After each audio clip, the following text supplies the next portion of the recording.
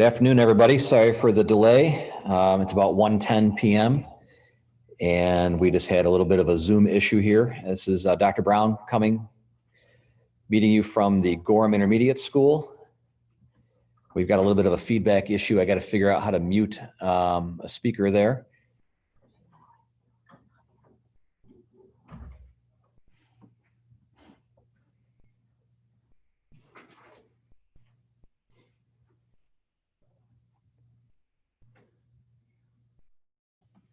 We're still having a little bit of a difficulty getting it connected.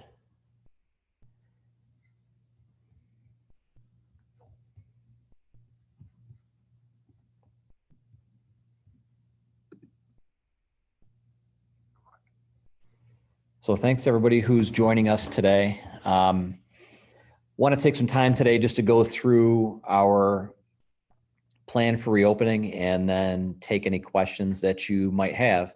And we'll stop the broadcast today when you're done asking questions. So one of the things that I'm going to do right now is I'm going to share my screen. So it's just going to take a moment. Want to take some time today just to go through.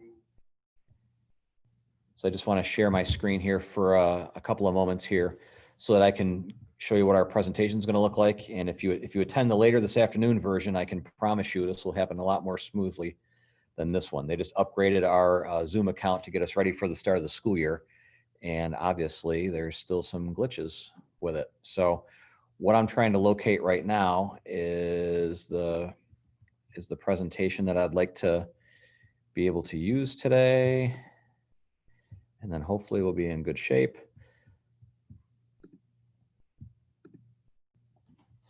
There we go. I'm going to share my screen. Okay. So welcome to our very, very first Parent and Community Forum. Like I said, I'm Chris Brown, Superintendent, and I'm joined in the room with several other people. So if you have questions later that I can't answer, I'll be able to get answers to your questions. I have Shireen Benedict from my office, who is actually moderating on our YouTube channel today. What she's going to be doing is taking a look to see what kind of comments you might be making or questions that you might have. And what she's going to do for me, because I'm on Zoom, is she is going to copy those questions and she's going to paste them into my Zoom account. So I'll be able to answer them as we move along in this presentation today. To be able to use the YouTube chat, if you're watching this, on the right-hand side of the screen, you're going to see a spot that's called Top Chat, and you'll be able to put in some messages. In fact, I'll type a test message right now so you can see where that's coming from. And then once you find that on your phone or on your computer, that's where you'll be able to ask questions, and I'll make sure that I get them, okay? So this first one was from 1 to 2, but obviously we'll probably go a little bit late since we started a little bit late. And then later on today, we have one from 4 to 5 p.m. And then tomorrow, we have another one from 5 to 6 p.m. There's been some other places, if you're on social media and you have access to our Facebook, parents have been asking a lot of questions on our Facebook. I've been answering as many as I can, and then taking the ones that have been asked most frequently, and I've been adding those to our frequently asked questions document, which is located on our website, mwcsd.org. So just as a forum agenda, just want to kind of talk a little bit about what we're going to do today. We're going to talk about safety requirements in several different areas. Safety requirements on the bus, safety requirements at school, safety requirements in other places of the district. You can find all of these as well in our reopening document, which is also located on our website, mwcsd.org. But I'm going to go through those right now and today for you. Also have an opportunity today to talk with you about some specific building plans for Valley Gorham Middle School and High School, and then I'll hopefully be able to answer any questions that you might still have, okay? So first of all, let's talk a little bit about transportation. We put some school buses on this graphic, but transportation is going to take the form of several different modes, if you will. We're going to have students that will be riding our school buses. We're going to have students that are going to be driven in by their parents. and we're going to have students that are going to be driving themselves if they're in the high school. Hopefully 5th and 6th graders aren't driving themselves to school. That'd be bad. So for students who are riding the school bus, one of the things that we're going to be asking of all of our students actually, and all of our parents, is we're asking that once your child leaves the house in whatever way they're going to come to school, you are allowing them to leave the house feeling well. That means that you've had an opportunity to take their temperature, and you know that if they do or don't exhibit any signs of COVID. And for parents who are watching, we're going to send home a separate email that is going to have all the warning signs and kind of a checklist that you'll be able to use every day when you're at home. So if your child is leaving the house and heading here, we know that step has been taken. What we're going to do just to check ourselves is we'll also be spot checking. We'll be spot checking in school some of our students on a periodic basis, temperature checks and that kind of thing, just to make sure that everything is going well. So once they approach, let's just use the school bus as our first example. Once a child approaches the school bus, all children need to be wearing masks unless they have a note from their doctor that says that they're not able to wear a mask, and they will enter the bus. And so one of the questions that has come up to me already has been, so what happens if a child gets to the school bus, doesn't have a mask? That's a great question.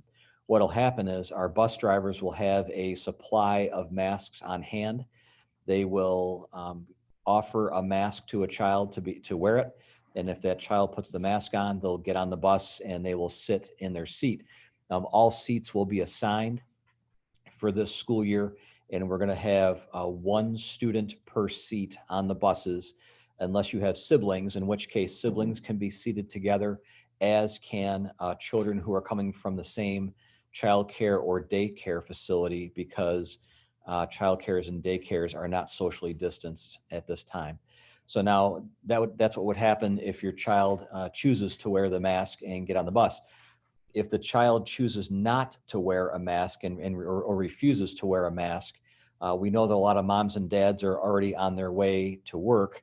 So we're not going to have them go back to the house and have the bus take off. We're going to take the child on the bus without the mask. We are going to seat them in an area where they are socially distanced as well as we can from other students. We're going to bring them to school, but then we're going to give you a call to come and pick them up if they're going to refuse to wear a mask. One of the things that is absolutely critical for us to be able to have a successful school year is for our students and our employees to wear masks. And I'll talk about when they can take their masks off a little bit later. The big things are students wearing a mask, students socially distancing, washing their hands are all big things for us and for our employees as well. So that's the bus. Now, when the bus gets to school, if you're a Valley or Gorham student, what will happen is the students will get off the bus and they'll be met by several adults who are going to help them socially distance off the bus, get into the school, and take them to their classrooms where they're going to be for most of the day. Middle school and high school students, we will have a line of buses that'll be around our traffic circle. And what we'll be doing is we'll be exiting the buses from the last bus and the first bus. We'll be exiting first, and then so on and so forth until we're down to the center. And the students will socially distance on their way to the school building. Our middle school students will either grab breakfast and go to their assigned classroom, or they'll go to their assigned classroom. They won't be using lockers at the middle school.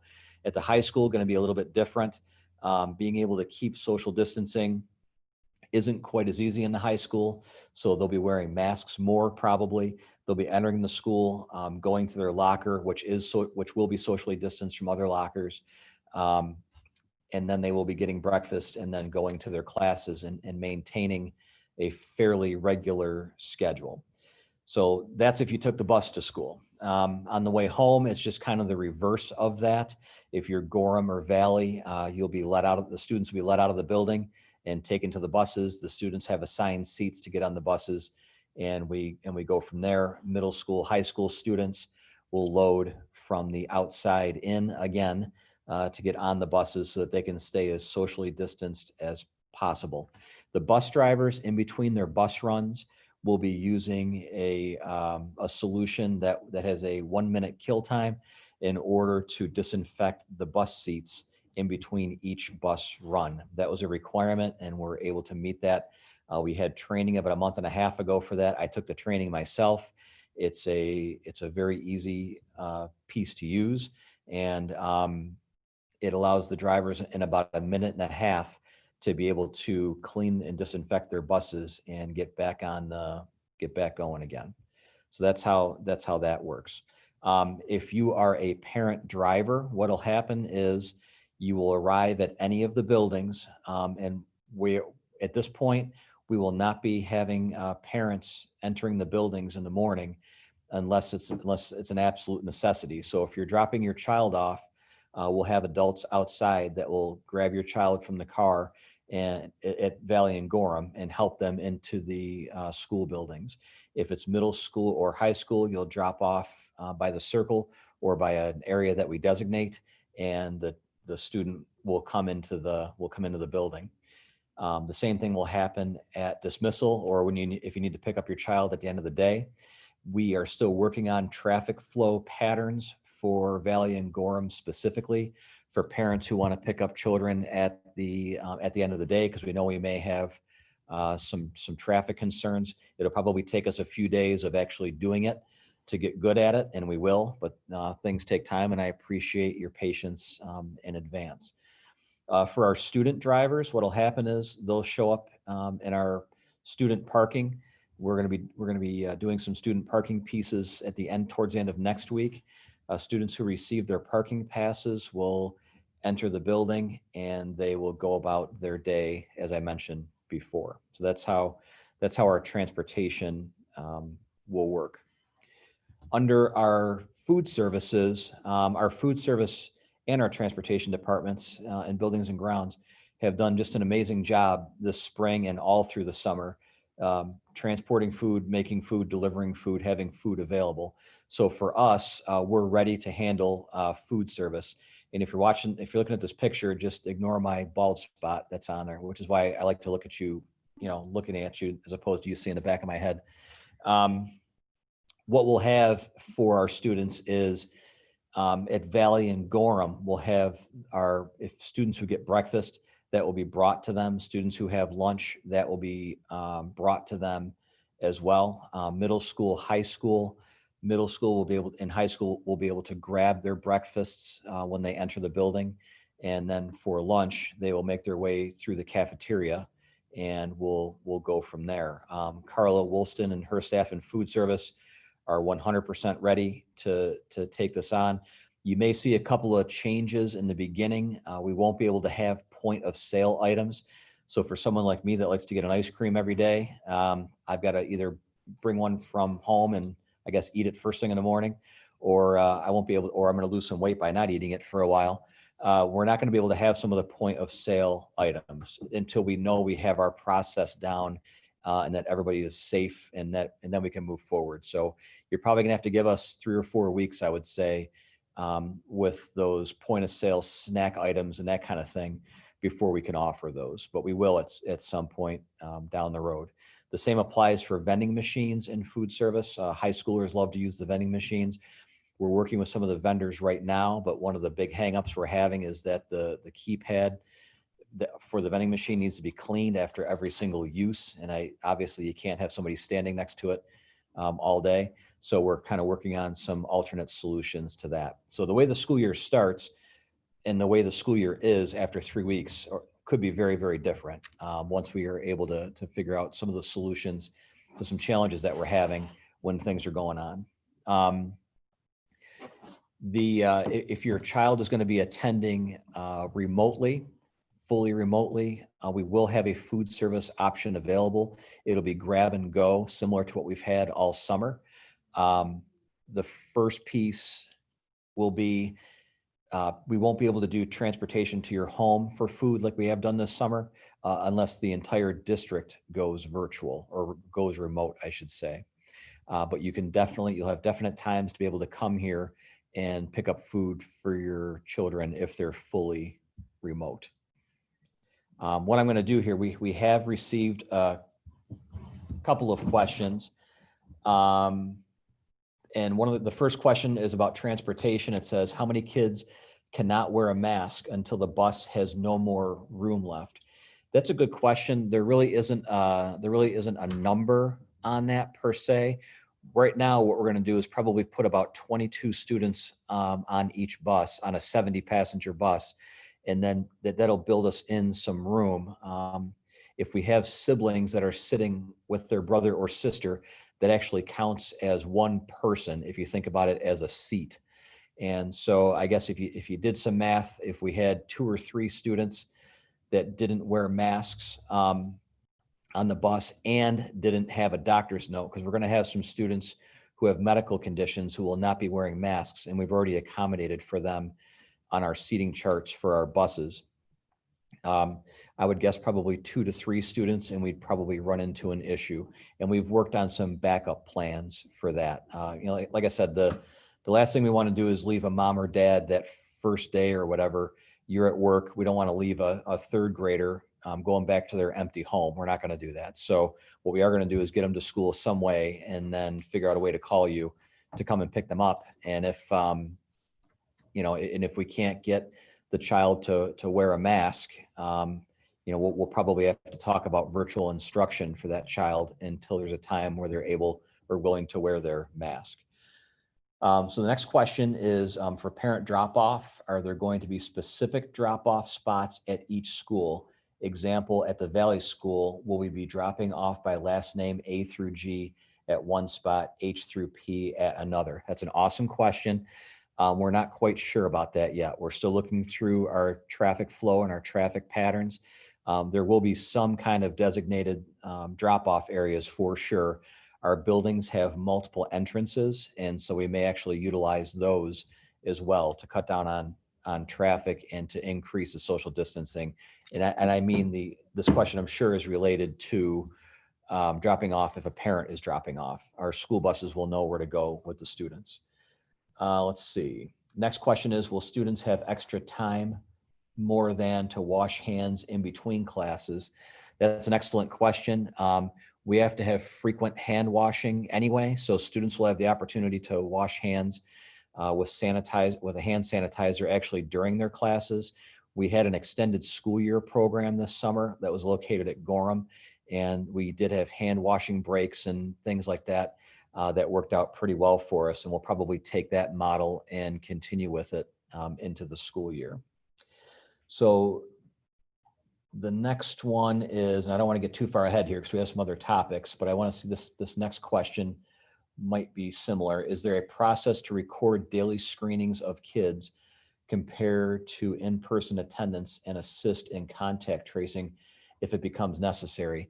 That's a fantastic question. And unfortunately, while we absolutely could keep track, we're not allowed to keep track due to HIPAA requirements. So while we are keeping some paperwork that says the students are attending school and they're well, if we do take a child's temperature, I'm not able to keep a record of that. I can only say if they're able to attend school or they're not able to attend school. The topic of contact tracing is an awesome one. One of the pieces, in addition, I'm going to go back a slide here. One of the additional pieces in transportation is we were able to purchase a piece of software that's going to put GPS systems on all of our buses.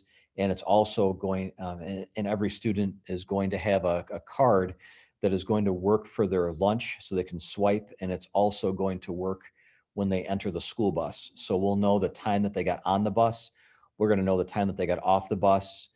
Parents are going to be able, if they have a smartphone or a Chromebook, parents are going to be able to know how far away their child's school bus is if they want to participate in that. We won't have it for the start of the school year. They're still trying to build that out for us, but we will have that. So in the event that we have to do any contact tracing, from the time a child either gets on the bus or the time a child gets dropped off by a parent or a student drives, between between the swipe system getting on the bus, or if you don't ride the bus, our camera system, which is located, we have lots of cameras located outside of our buildings, and then our cameras inside the buildings, plus hall passes, bathroom passes if needed, all of that. We will have no problem whatsoever assisting the Department of Health in doing any type of contact tracing. I've talked with the Department of Health about contact tracing specifically, and they know what records we can keep and can't keep, but they also know how we can track movements of students, and they're very satisfied with that. And they know that if in a contact tracing environment, we would call the Department of Health and they would give us the next steps and directions. So the next question is the question was, I mean, for the parents. So a process to record daily screenings of kids compared to, and we do not have a process for parents. So Allison, you asked that question. If you could send me an email, please, cbrown@mwcsd, and maybe give me a little more detail on that. I might be able to help you some more, and maybe it can end up on the frequently asked questions when it's all done. Okay. Next question is, are students dropped off by parents required to have their parents pick them up? That's an outstanding question, and I appreciate everybody that completed the survey that we had out recently, or that took a phone call so we could complete the survey. We have near 100% input from every single parent in the district, which is just awesome. It's very much helped us. And one of those questions was centered around transportation and if it was going to be mixed. And yes, you can feel free if you need to drop your child off in the morning, but then you want your child to take transportation home, that's going to be totally fine. Or if you want your child to take transportation to school and then you want to come and pick them up, that's going to be totally fine. Or we also can accommodate if you have childcare needs, and let's just say that Monday through Wednesday, your child is going from school to one childcare provider, but then Thursday and Friday, your child is going to a different childcare provider. We can still accommodate that. The one piece about school buses, which is different from some other areas, is the guidance is specific that children need to wear a mask, and they need to have 6 feet of social distancing. And the key words there are in so much as possible. I think the people that made the regulations understand that transportation can ebb and flow from day to day. And there may be days where you have 22 students on a bus, 17 on a bus, 25 on a bus. And that's why that mask requirement is so important to be able to have that. So if you're worried about childcare and that kind of thing, and the school bus, we will be able to accommodate that. You just have to be in good communication with our transportation department. So food service, we did talk about a little bit. I feel very comfortable in food service. Again, we've been operating food service since March in a variety of different formats. It's gone very well for us. We have a great team of people on hand to make it happen. And so I just don't see any difficulties. But if you're watching and you're the parent of a teenager, I'm just thinking back to my kids' teenage days. If I told them that they weren't going to have availability of ice cream for the first month of school, I'd probably have that conversation now to kind of cushion it before school starts. But we'll get back to as much normal as we can. I think because we don't know what we don't know, no school does. We want to get up and operating, make sure that all of our protocols work, and then we can add things to what we do as opposed to having to take things away. Health and safety requirement, Dan Blankenberg and his staff have been phenomenal. Not only pre-COVID as well. This isn't just a COVID thing. Dan and his staff take great care in keeping the buildings clean and keeping them updated. It's one of the pieces when I first came to the district and did a tour of the buildings. I couldn't believe how good of condition they were in for how old the buildings were, and that's just because of the care that's been taken in them. And that's cleaning, that's making sure that repairs are made in a timely manner. All of that goes into it, and that's not going to change now by any means. And so what Dan and his gang are doing is they're going to constant trainings to learn different ways to clean and to learn different ways to keep things disinfected.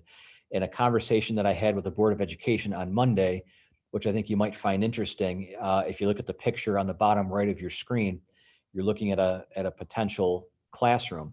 And if you and I were at home, and let's just say we had to clean our kitchen counters, let's just say, we might take out a Clorox wipe and we might use that Clorox wipe to clean off our kitchen counter.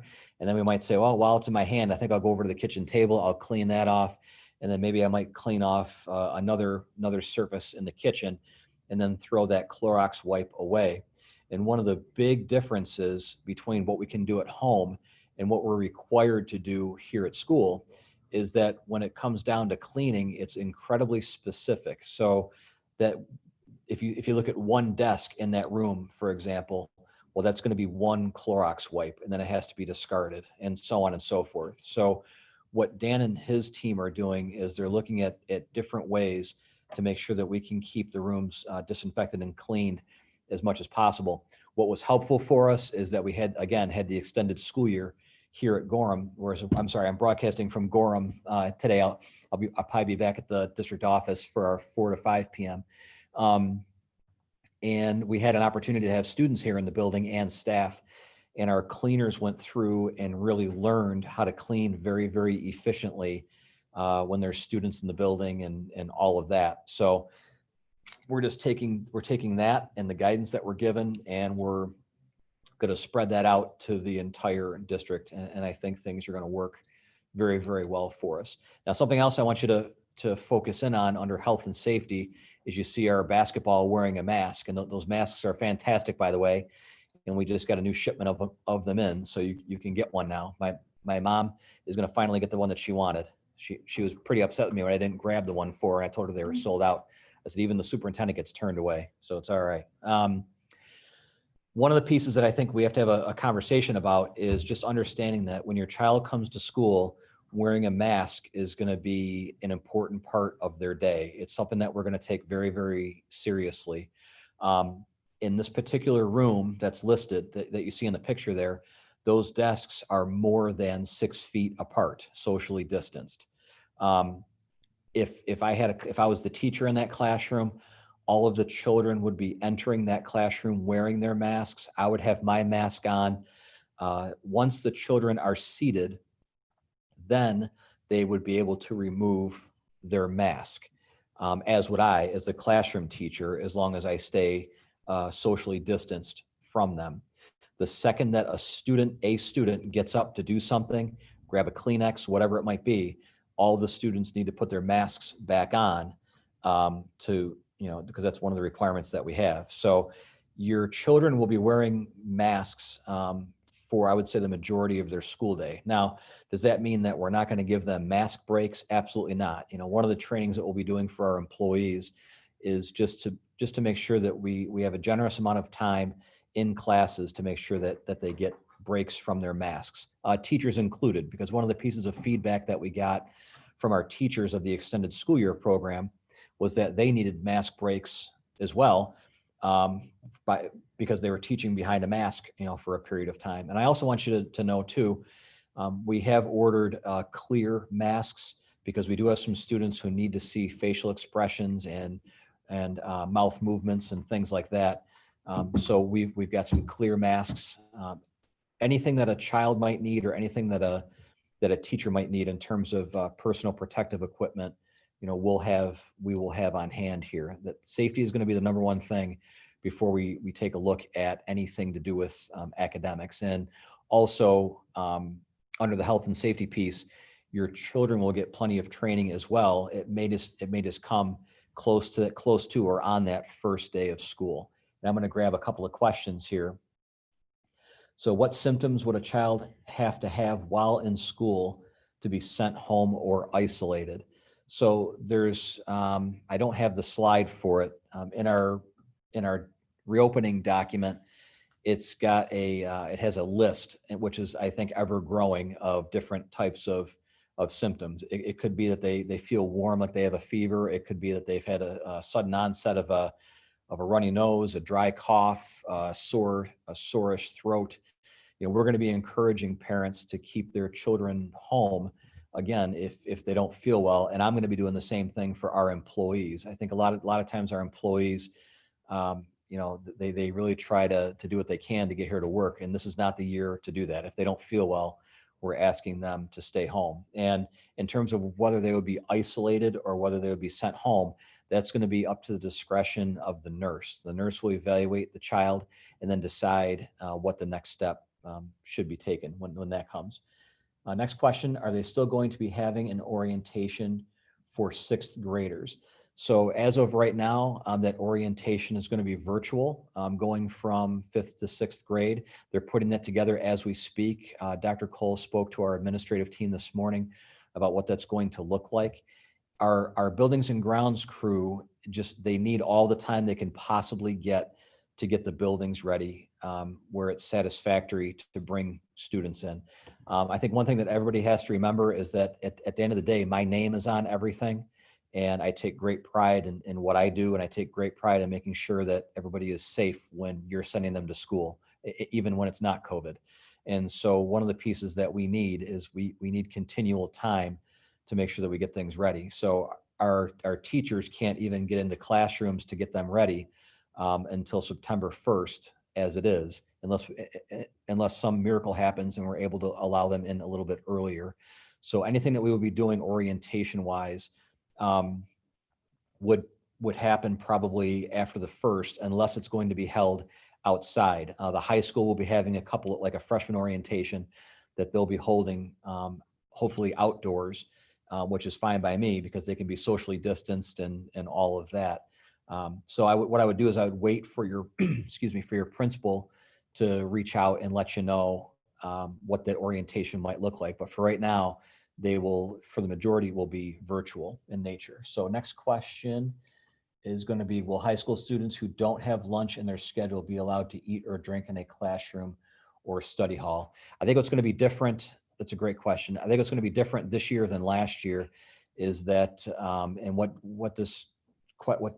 Kimberly, thank you, Kimberly, is asking, we have some students who have really filled their schedule and maybe have BOCES on top of that. So they haven't had a lunch scheduled in their schedule. So they've either eaten on the run or they've eaten in a classroom. And what would happen this year, I don't expect that to be an issue. I think we're going to be okay with our lunches. If there were to be an issue, we would have an area where they could eat quick and then get going. That's a great question. Next one is, what if my kindergarten has problems with putting on the mask and needs help? She just asked me, what if she needs help? What does she do? Well, our teachers are going to be more than willing to help anybody. It's going to be a learning experience for everybody. And to be frank, when we've held professional development sessions with our adults, it's a change for them as well to wear their masks. So there's going to be a training phase, I think, for all of us, whether you're a kindergartner, a 49-year-old, a 10th grader. I think we are all in this kind of new normal of masks and how we're going to wear them and when we're going to wear them. And so your kindergartner will get help from a variety of people if they're having difficulty with their masks. That won't be a problem at all. How will children who are high functioning kids who have a hard time sitting on a normal basis get the breaks they need to help them focus? That's a good question. That's one of my concerns as well as a superintendent. We will have frequent breaks for them. One of the pieces that we're looking at doing, if it's Valley or Gorham for phys ed and also during regular classes, is making sure that students are getting up and around and they're moving. We'll also take those opportunities during their mask breaks as well to get them moving around a little bit. Middle school, high school will do something similar, and they'll be outside. And in Valley and Gorham, as long as the weather holds, we'll have them outside, but socially distance as much as we can as well. It's obviously a concern of mine too. I'm the person that doesn't like to have meetings that last over an hour because I have to get up and move around too. So I hear that question, and we're working on that right now to make sure that students aren't just sitting there for 6.5 hours a day. Let's see here. Will there be more sick days allowed then to promote staying home? Right now, there will not be more sick days allowed for teachers to stay home. But what there is if there's times where teachers need to be out for extended periods, they can come to the district and they can talk to us about COVID-related Family Medical Leave Act Family Medical Leave Act. Say it 3 times fast. So they will have some other options to talk to us about if they may need to be out, but the number of sick days will remain the same. Next question is, my question is, are kids allowed to bring their own hand sanitizer and tissues to keep at their desk? In the supply list piece, that's a fantastic question, because it's interesting, the different governing bodies that are trying to kind of oversee schools, which is why it's nice. We're taking our advice from the Department of Health, which we were told trumps any other department right now. We can't have hand sanitizer on the bus because hand sanitizer, the only hand sanitizers that will kill the COVID virus have to be 60% or more alcohol, and that's flammable, which means, and you can't have any flammable substances on the bus. So there's that. Now, when a student comes to school, what we're still kind of talking around as an administrative group, we have hand sanitizer, and we're going to have that very available to students. If students were to bring hand sanitizer, especially our younger students, we're not going to turn them away. We'll probably have the teacher help to direct when it's used, how it's used, and that kind of thing. As far as tissues and a child having their own box of tissues on their desk, I don't see any problem with that at all. I remember when I was a kid, I actually had my own package of Kleenex all the time, and I don't see any problem. However, we'll have plenty of that on hand as well. One of the pieces that we really tried to do is take a look at our teacher supply lists and understanding that our community is going through something that's life-changing for a lot of people in terms of the economy and jobs and stuff like that. I really asked them to pare back on their supply lists, and we went and ordered more than what we would to make sure that students are accommodated. Another question, will the middle school, high school administration be mailing home a class schedule for those students that cannot attend school on opening day due to their grouping, and what does the grouping look like? So yeah, excellent question. Yeah, Ms. Taft just sent home actually a mailing with what I would call kind of a 30,000 foot view schedule. If you haven't gotten that, maybe it'll come in the mail today. Both Dr. Cole and Ms. Taft are going to send schedules home next week to make sure that everybody has everything in a good amount of time to take a look at it. The groupings right now, it's pretty interesting. We had to start with something. So at the middle school, high school, we started with, we took the alphabet and just said A through K is one group, and then L through Z is another group. So we started with that. And then we said, but there's going to be families that have a B in the last, B that starts the last name and a T that starts the last name, but they live under the same roof. Well, they should attend school on the same day. So we pulled them apart. Then we have some students. Part of the regulations is if we have students that are extremely high risk or have special needs, we're supposed to encourage them to attend school 5 days a week. So we had to factor that in. And then at the same time, we're trying to balance the A day and the B day, or in the middle school, the blue day and the gold day, to make it work. So it's kind of I would say if you took a look at it right now, you wouldn't exactly know that I said A through K or L through Z, but that's actually what we started with when things got going here. Where there'll be a bus orientation for UPK and new kindergarten students. We just met about that this morning. Right this second, that's going to be a virtual orientation. Dr. Kaiser and Mr. Pasho took a look at it, and also Leanne Shipman.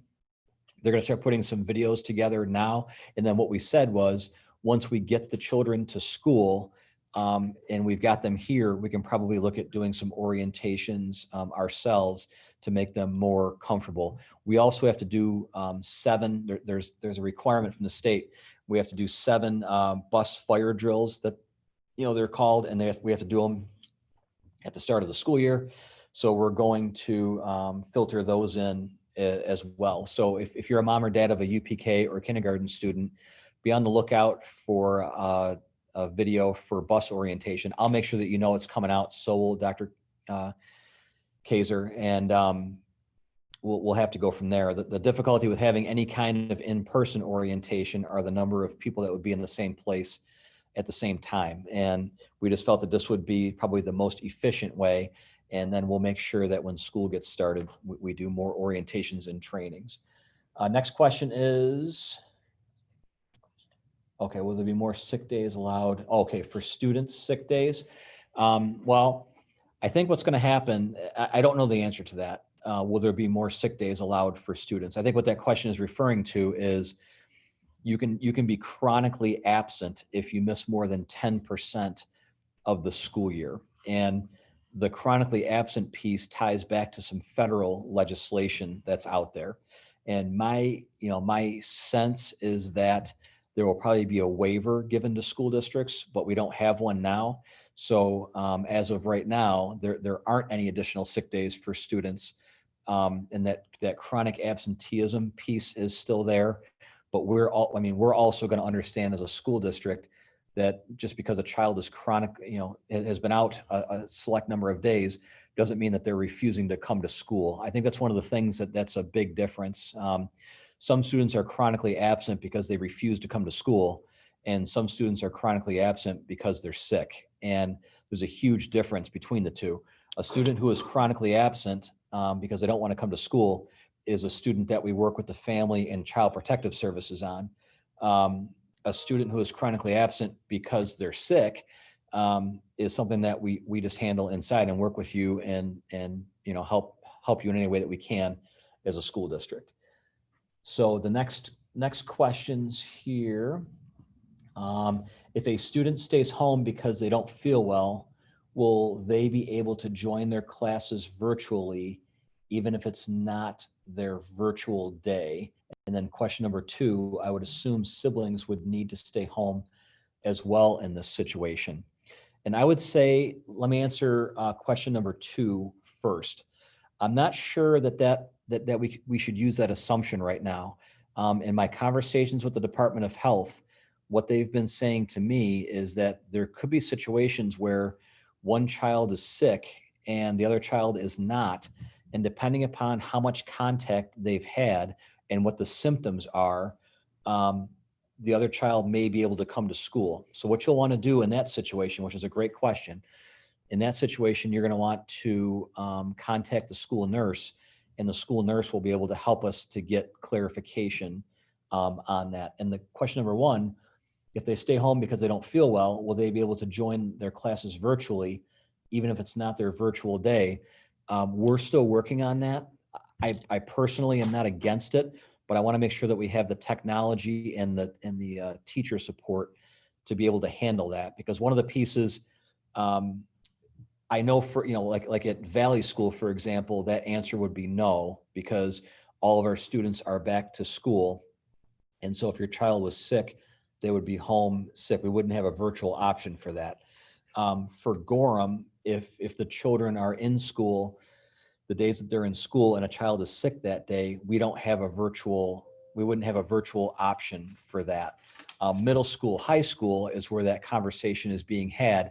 So if it's a blue day and your child is supposed to attend on a blue day in the middle school and they're sick, could they hop on Zoom with their class? That's possible, but we want to explore that a little bit further. So what I don't want to do, I don't want to say anything during this whole time that is not going to be correct. I'd rather tell you I don't know, or we're working on it right now while we find the solutions, instead of telling you yes and then having it not work. And so I would say in the middle school and high school that's a conversation that we're having.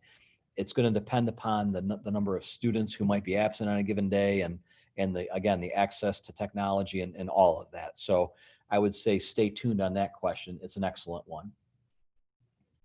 Okay, so now what I'm going to do is I'm going to move on to our next slide for safety requirements, health and safety piece. I would just ask you to not send your child to school if he or she is not feeling well. I can't stress it enough. I know a lot of you are working, and the spring was a gigantic inconvenience. And I know that people are looking forward to getting children back to school. I'm looking forward to getting children back to school. Frankly, it's been pretty boring here. I mean, no offense to my colleagues who are in the room. I've had a great time with you guys, but I've missed the kids, bottom line. So I can't wait to get them back. But if they're not feeling, I think the key to us staying in school is going to be not coming to school if you're sick, and that applies to our employees as well, and me for that matter. Using masks, social distancing, and hand washing. I mean, those are the four big things that we can all continue to do and to hopefully keep our schools open. Under here, I got a question yesterday about what's it going to take to close the school, the entire school district, how many kids have to be sick or whatever. And that's kind of that's kind of an interesting question. Yates and Ontario counties, where our schools are located, have such a low infection rate, under 1%, that it would probably take quite a bit of infection in the area for us to even consider it, because what the governor's most recent requirements were that once we get to a 5% infection rate over a 14-day rolling average, that's when he would start to have concern. And then 5 to 9% is when, over a 7-day rolling average, is when he would start looking at making some closings. Now, does that mean the Department of Health wouldn't shut us down if we had 20 students who got sick or 10 staff members? No, the Department of Health can trump any other regulation. But as I look at it, if we continue to practice these pieces of safety, we might have a better chance of keeping the schools open. It's difficult. I get news feeds from all over the country on purpose related to schools, because a lot of schools in the South and West have already opened, and I'm kind of watching what's happening as they're opening. And as I'm reading, I'm seeing lots of students being quarantined and schools closed. The difficulty is it's not apples to apples, because New York State has such a low infection rate and those other states have very high infection rates. So we just don't know what we don't know in that area. But what we want to do is put ourselves in a position that we can stay open as long as possible. So a couple of questions here. Next question is, can I briefly explain how virtual days will work? This is Caitlin Hopper. Hi, Caitlin, one of our students. And sure. So what will happen is, and I guess I want to break down virtual into two different things. Let's talk about virtual and let's talk about remote. Virtual would be if you are attending school a certain number of days of the week. So you're a third grader at Gorham and you're coming in Monday, Tuesday, Wednesday, Thursday, and Friday's your virtual day. So let's talk about Gorham first. You're attending school, but you have a virtual day or two in there. What happens then is Mr. Pasho will have teachers who are creating lessons. It'll be face-to-face, and you'll probably have face-to-face instruction on that virtual day for about an hour and a half to 2 hours. And then Schoology will be used to have assignments and other activities for the rest of that day. So that would be a virtual day if you were at Gorham. If you were in the middle school, and let's say it was your B day, a gold day, or if you're at the high school and it's your B day, let's say, and it's your virtual day, we're going to start the school year. We're going to try to start the school year with what's called synchronous instruction. And what that means is what's happening in the classroom is what the child will also attend while they are home by using Zoom. So we've ordered cameras for our teachers, and they'll be able to teach their class in person, as well as the students who are picking up the class virtually. Now, what'll happen in a very short amount of time is once that teacher gets to understand their class, start building relationships with the class, they can go to what's called asynchronous instruction. Asynchronous instruction means that the instruction may not be at the exact same time that the regular in-class instruction is taking place. I would expect over the first few weeks of the school year, there'll be some adjustments made, and that's how the instruction will kind of roll out. But students should be prepared in the middle school, high school, especially if they're virtual, that their virtual class will take place at the exact same time that the in-person class would take place. If you're talking about fully remote, we have a handful of students who will not be attending school at all. And in those circumstances, our UPK program, UPK in general, is play and socialization based. So if a child is not able to make it to school, there really isn't a remote option or virtual option for UPK. So what'll happen in UPK for fully remote, if a child has selected that or a parent has selected that for their child right now, fully remote is Dr. Kaiser is going to come up with a newsletter that she will have that's going to have resources to use. Kindergarten is going to have some virtual lessons that'll be heavy on math and English language arts, as will first grade. And that will be between 60 and 90 minutes of time for that. And grade 2 will be doing the same thing for full remote. In grades 3 through 5, it will be similar, but they're going to have an opportunity to get more of not just math and ELA, but science, social studies, and other pieces as well. But it'll probably be about 2 hours a day. Our middle school, high school students who are fully remote, we're going to be able to give them what we can. You know, one of the pieces in the requirements was that we had to have an online option, but everybody understood that if we have students that are in school, I can't have a teacher teaching a class and then doing something completely different for our remote learners. That can't happen. So nor do I may not have teachers for everything. So for example, if you're a high school student and I don't have a 10th grade English honors teacher for fully remote learning 5 days a week, you will get 10th grade English. It may just not be 10th grade honors. And that's, we won't know until we have all of our course requests in and until we've looked through all of our data, what classes we can and can't have in that fully remote setting. We will meet all the requirements for New York State Education Department, but somebody who's taking class at home 5 days a week may not get the same experience that they would get if they were in school. We just don't have the staffing for that. Nobody does, frankly. All the superintendents I'm talking with are going through the exact same thing.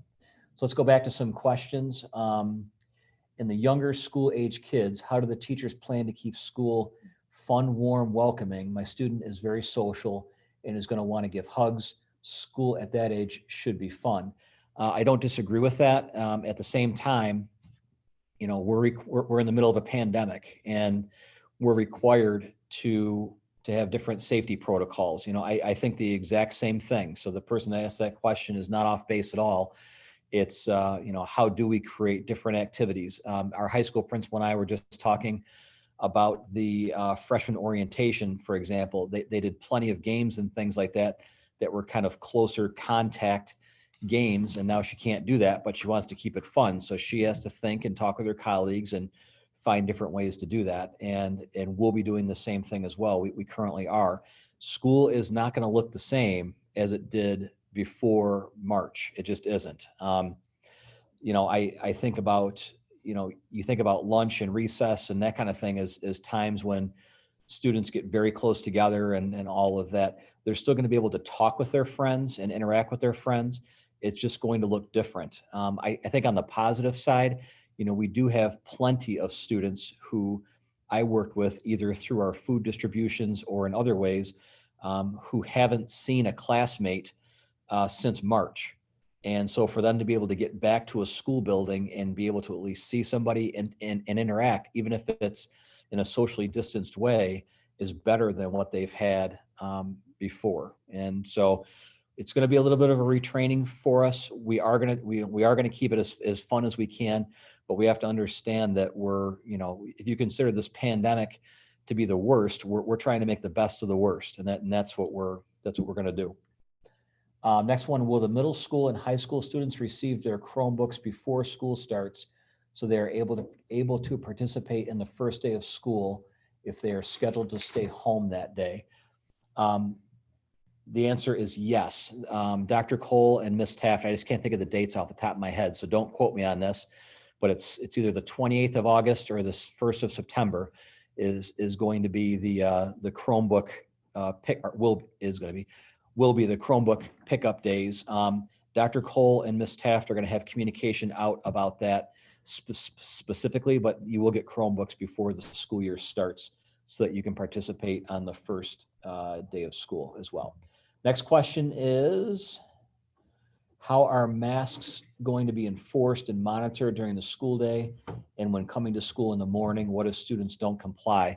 One of the pieces that we're going to be very clear about with parents is that if children refuse to comply with masks, they will be put on virtual instruction at home until we and the parents can decide a good time for them to come back to school. This is just not something where we're going to get 5 warnings to keep your mask on. It's going to be something that we're going to take very seriously. On the flip side of things, like I had mentioned earlier, we do have some children with medical conditions who really cannot wear a mask. And so your child may come home and say, hey, so-and-so didn't have a mask on. I think before you get upset and think that we think that we were okay with a kid not wearing a mask, it's going to be more to do with a health condition than it is going to be to do with us being lenient. One of the pieces of us keeping the school open, we believe, is the use of masks. And it isn't just us that believe that.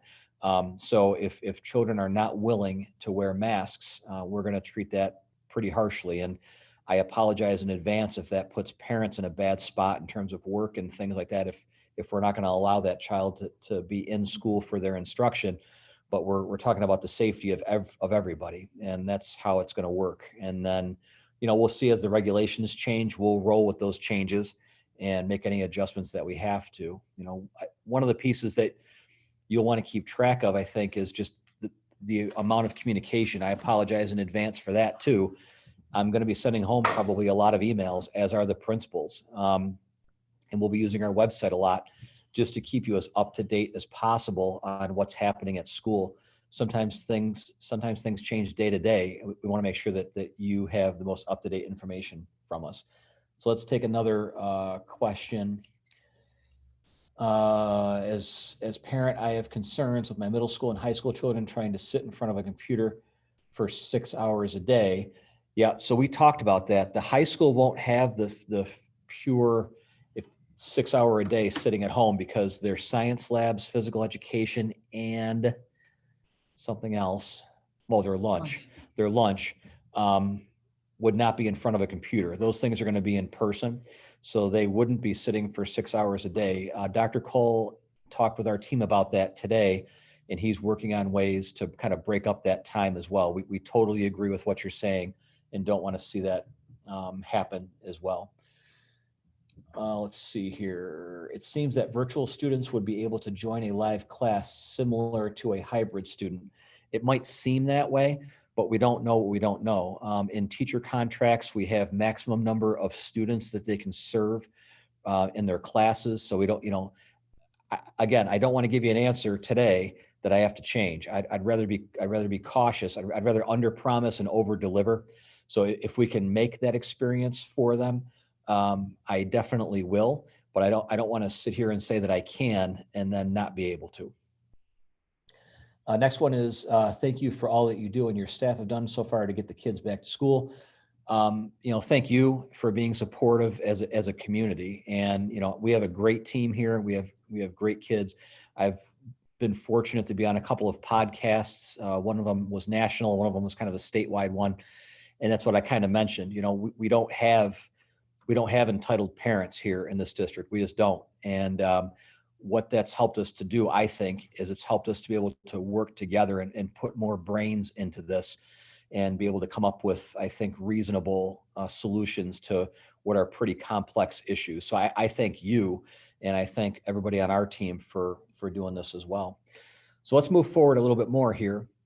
Here's some general pieces for Valley. And once these presentations are done, I'll have this presentation on our website as well, so that you can grab a copy of that or take a look at it afterwards. Sometimes what I find as a former teacher, sometimes what I find if I hand out things before I talk about them, that people spend their time leafing through it or looking at it. And I thought this was really a great time for me to answer your questions more than it was for us to read off the presentation. So for Valley, UPK-2 students will attend school every day. Students will stay in their classrooms for specials, their academic intervention services, their breakfast, and their lunch. Physical education and recess will be mostly outdoors. That's going to be, we're going to try to be outside as absolutely much as we can. The teacher assignments and student assignments will be sent soon. Dr. Kaiser said just a little while ago, she's working on those right now. We can probably expect them next week, as well as the virtual student schedules. For our students who need some of our related services like occupational therapy, physical therapy, or speech, we'll have a mixture of in the classroom and out, and we'll be working with you on that. I would also want to say too, if you have a child who has disabilities, Andrea Smith, our Director of Special Education, is going to have some communication coming out. If you have other specific questions, since children's needs sometimes are child specific, you might want to send her an email, and she'll have a communication out on ways you can get a hold of her in the very near future, so she can help you with all of your questions there. For Gorham, you can see our third graders will be attending Monday through Thursday, and then in person Friday. Oh wait, before I do that, I want to go back to Valley 1 second. I apologize. First presentation. The one change for Valley, I want to make sure I have it out there for you. It's been on our Facebook page, and I've communicated it a couple of times, but I want to make sure you know from the horse's mouth. We're not going to be able to have a formal music class at Valley until probably January. Our music teacher is out having a baby, and we have a substitute, and we thought the only way for us to be able to get all of our children back to school every day, which is one of the big requests that we got, was to be able to use that teacher in a way so we can bring all the students back. And what that does is it takes away the formal music instruction until that teacher returns in January. Now, does that mean there's going to be no music at Valley? Absolutely not. We've met with the music department, and they're going to be talking with the classroom teachers about different ways that they can integrate some music. But I did want to make sure I got that out there to you. Back to Gorham. So third grade is Monday through Thursday, our in-person, Monday through Thursday in-person, Fridays are a virtual day. And as you can see, fourth grade is Monday, Wednesday, Friday, Tuesday, Thursday is virtual, and fifth grade is Tuesday, Thursday, Friday, and Monday, Wednesday is virtual. I don't want you to think that we're done thinking about this. You know, one of the pieces that we want to do, we would love to get all of our Gorham students back to school. And so part of that for us, though, it's a staffing issue for us. And also in some cases, a spacing issue for us. So if we're constantly looking at our buildings, at our staffing, at the number of students that we have, if there's any way possible for us to add a day to any one of these grade levels, we absolutely positively will. But right now, we're just not in a position to be able to do it. It's all the things I just mentioned for Valley are the same for Gorham in terms of how things will be delivered, and the teaching assignments and student assignments and schedules will be out very, very soon. Middle school, high school, they're going to be on an every other day schedule. It's predominantly based on last names, but like I said before, we started with a split in the alphabet and then had to add a bunch of stuff to it. Students will be cohorted, and I guess I should mention that again. Students at Valley and Gorham in the middle school will be cohorted. What does that mean? It means that a class they're going to be with each other the entire time, is what a cohort means. The high school can't really do that because they have different electives and things like that. The high school is going to have to transition to classes as per usual. Dan Blankenberg and his staff are working out a cleaning schedule for that. We've also got directional. We'll have directional arrows and all that'll go on the floor. We have signs for social distancing, just to make sure that as we're moving along during the day, especially at the high school, that things remain safe. And as I mentioned, the schedules will be available very soon as well. So some of the resources that you can grab, and I'll see if there's any more questions after this. You've got our school website, and Amy Carroll keeps good track of that. She works out of the district office. So whether it's Shireen, who works with me, or others, we can get to her immediately, and she makes very frequent updates to what we have on the website. Our reopening plans are on there. Our frequently asked questions are on there. There's also the notes that I send out. So anytime that I give you, well, I shouldn't say anytime, 99% of the time that I send out a phone call, I follow it up with an email. All those emails are listed in our website as well. They're under updates. And then you can always contact the building principal. They're waiting to hear from you. So you can contact them by phone, you can contact them by email, or you can contact me. But if it's a building specific issue, I would ask that you contact the building principal, or if it's a transportation issue, you contact transportation, because what's likely going to happen is if you contact me, I'm just going to contact them, and then they're going to contact you. So it'll probably get you an answer, a little bit quicker. The thing I mentioned to everybody is we're in this together, whether we like it or not. We didn't want this pandemic. We certainly didn't want this pandemic. We didn't want the situation that we're in, but we're in it. And I think anytime you find yourself in some choppy waters, true leaders show up, and you are all true leaders. You are all, along with our employees, we know we have a situation to deal with. We're not whining about it. We're dealing with it. And the way that we're dealing with it is we're coming up with solutions to the challenges that are there, and we're moving forward together as a team and as a family. And that's what we're going to continue to do. And things will change, and we'll change with that, adapt and overcome, as I say, and we are adapting and we will overcome. So let's see if there's any other questions here. No, let's give it our YouTube live stream is on about a 20-second delay from my Zoom. So I'm kind of glad that my colleagues all had their volumes down on their YouTube, because that'd be kind of tough. I don't see any further questions. I sincerely appreciate you taking the time to be on today. This was recorded. So once we have the 3 forums done, so after tomorrow, I'll have all 3 forums available for you to view right here on our YouTube channel. It usually takes, in fact, this forum right here should be available, I would say, probably in a couple of hours. YouTube takes a couple of hours usually to take the recording, and they call it a rendering, to render it and then make it available. But if you want to go back and view this at any time, you can go right back to the link that you used to get here, and you'll be able to view it. I'll be on again from 4 to 5 p.m.